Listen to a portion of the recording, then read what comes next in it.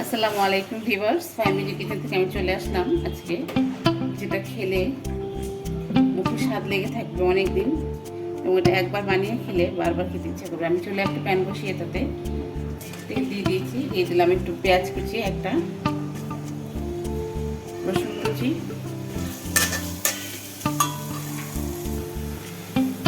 দিয়ে দিচ্ছি 1 চামচ আদা রসুন বাটা। আদা রসুনটা তেলের সাথে একটু ভালো করে ভেজে নিয়ে পানি দিয়ে দিচ্ছি, গরম পানি। তো এখানে একে দিয়ে দিব আমি 1 চামচ হলুদের গুঁড়া, পরিমাণ মতো লবণ, 1 চামচ মরিচের গুঁড়া, 1 চামচ ধনিয়ার গুঁড়া দিয়ে ভালো দিয়ে দেবো কয়েকটা কাঁচামরিচ কুচি। মশলাটা আমার কষানো হয়ে গেছে। এখানে আমি 1 কাপ ডাল, মুসুরি ডাল ভিজিয়ে ধুয়ে রেখেছিলাম, সেই ডালটা দিয়ে দিলাম। একটু সামান্য পানি দিয়ে নেব ডালটা কষানোর জন্য।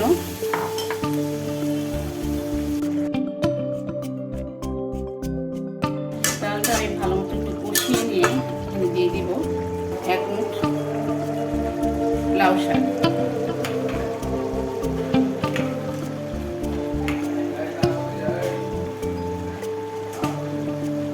মিক্সড করে নিচ্ছি।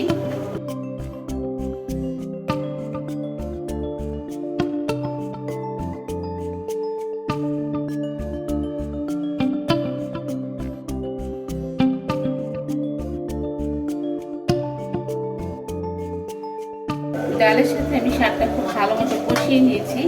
এখন এখানে দিয়ে দেবো আমি 2টো টমেটো দিয়ে দিলাম। 2টো টমেটো দিয়ে আমি এটা একটু ভালো মতো কষিয়ে নিয়ে আবার ঢেকে দিব। ঢেকে আরও কিছুক্ষণ রান্না করে পরিমাণ মতো পানি দিয়ে দেবো।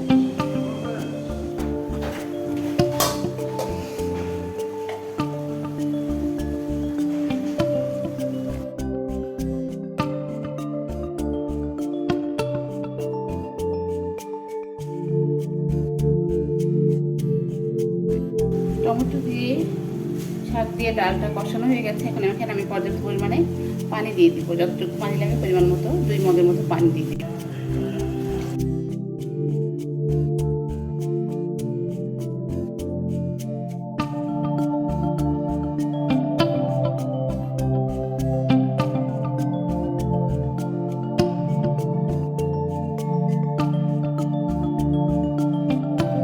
একটু লবণ দিতে হবে। বোম্বাই মরিচ একটা সুন্দর ফ্লেভার বের হয়েছে।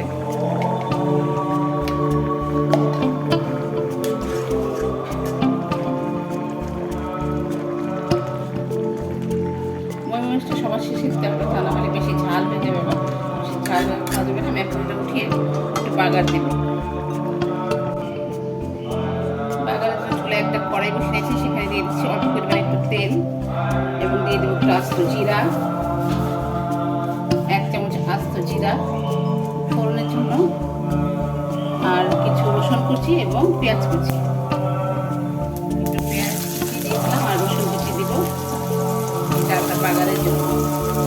পেঁয়াজ রসুনটা ভাজা হয়ে গেছে, এটা উঠিয়ে আমি এখন এই ডালের মধ্যে ঢেলে দেব।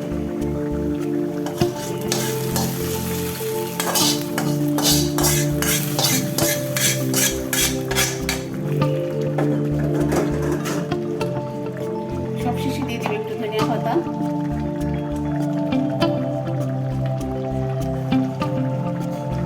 হয়ে গেছে আমার লাউ শাক দিয়ে ডালের চচ্চড়ি। এভাবে আপনারা একবার করে খেয়ে দেখতে পারেন। সাথে যদি একটু বোম্বাই মরিচ থাকে তাহলে তো কোনো কথাই নেই, সোনার সোহাগা।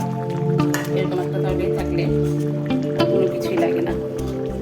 মেয়েটা চুলা থেকে নামিয়ে নেব।